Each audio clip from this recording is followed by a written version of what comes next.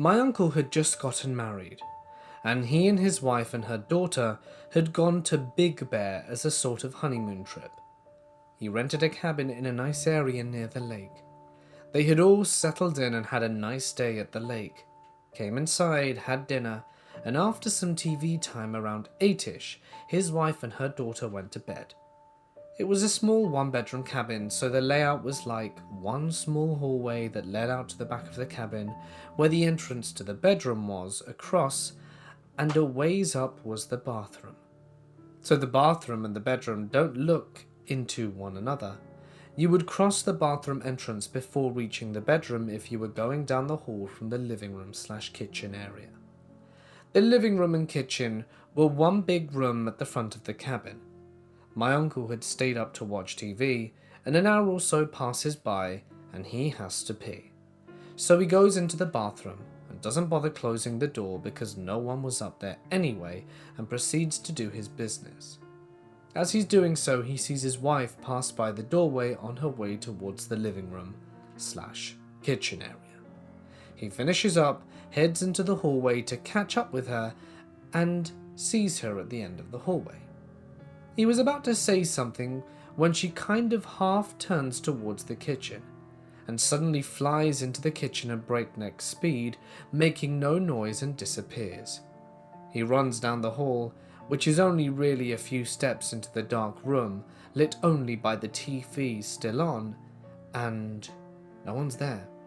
No lights are on, no one's in the kitchen at this point, and he was pretty unnerved, so he goes back down the hallway and looks into the room to see his wife and daughter 100% asleep and undisturbed in bed. He realized that the woman he saw wore a knee-length white sleeping gown, while his wife was wearing pajamas. So he has no idea who it was that he saw walk past him in the restroom, or who it was that flew unnaturally into the kitchen. He was scared, but saw no reason to wake up his wife or kid. But he didn't want to go to bed, so as soon as they woke up, they packed up and left before he told them what he had seen. Later on, he called up the owner of the cabin and asked him if anything weird had happened up in the cabin. The guy went, "Oh, you saw her?" He hadn't told the guy that he had seen a woman at this point, only that he was wondering if anything odd had been reported in the cabin prior. I was walking home from school as a young teenager/preteen along a rural, heavily wooded road, and I passed one of two dilapidated hunting cabins visible from the roadside. They hadn't been used since the early 20th century, save as popular locations for kids to explore. I saw a group of 3 kids who looked slightly older than me, and who were dressed in what struck me as strangely formal fashion. I distinctly remember a red bow tie, and all 3 were in dress shirts and a dress blouse. 2 boys and 1 girl. I watched them walk into the cabin. The boys appeared to be goading the girl in. She was playful, resisting and giggling, and they didn't seem particularly sinister. But I was curious as I didn't know them, and there weren't a lot of kids in the general vicinity of where I lived. So I went up to the cabin. I couldn't have arrived more than 30 seconds after they did, including a brief, "Is this creepy of me?" kind of pause. When I look inside, the place was empty. It had a single room, no closet space, and no furniture to hide in. There were old bed springs, but the fabric had long rotted away.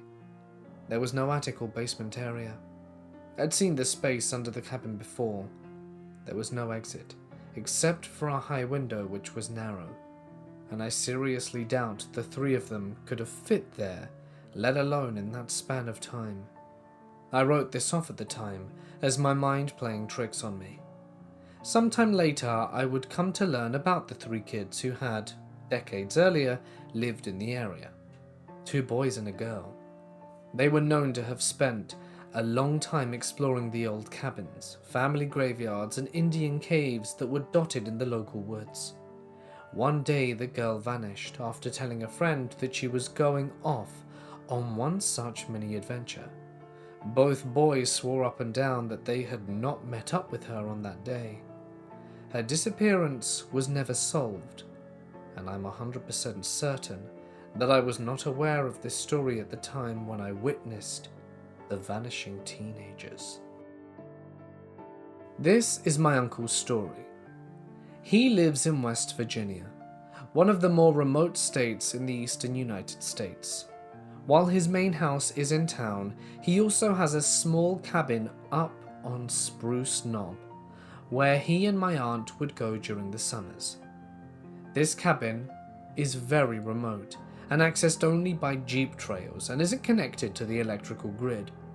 So my aunt and uncle decided to take advantage of a 3-day weekend sometime in the late 80s and headed out to the cabin for some fly fishing and relaxation in the woods. When they arrived, my aunt went out to sketch some, while my uncle unpacked and built a fire in the fireplace, as it was already getting dark. As night became fall, my uncle noted how unusually quiet the woods were. He'd been camping, canoeing, and backpacking all over the world, and he still says that this is the quietest he'd ever heard them. He and my aunt packed everything up and went to bed late. Sometime around midnight, my uncle awoke to a strange thumping and scratching noise coming from outside. He thought it was probably a bear or coyote trying to get at the dog, and he grabbed his .444 Marlin to go deal with it. As he pulled the gun out from its case, the door to the outside swung open, and a large hairy shape that was vaguely humanoid appeared silhouetted in the moonlight. He said he never got quite a good look at it, but the one thing he really remembers is the overpowering smell, a stench of decay and 2 glowing red-yellow eyes. He quickly emptied the .444, and while he didn't get a kill shot, he did scratch the beast's arm, which caused it to run squealing into the woods. He and my aunt immediately grabbed their things, got in their Bronco and hightailed it out of there. Whatever my uncle saw never really bothered them again, and when he returned in the morning with more people and more firepower, he found little evidence of any intrusion, except for a single strange clawed footprint in the front of the cabin and claw marks on the door. I don't know whether to believe my uncle or not, as he's known for telling tall tales. However, unlike his other stories, he was completely serious when he told this one, and my aunt backed him up. This story has always deeply disturbed me, as I too spend a lot of time in the woods, and I will be making a trip up to their cabin this summer, so perhaps I will see this strange beast too.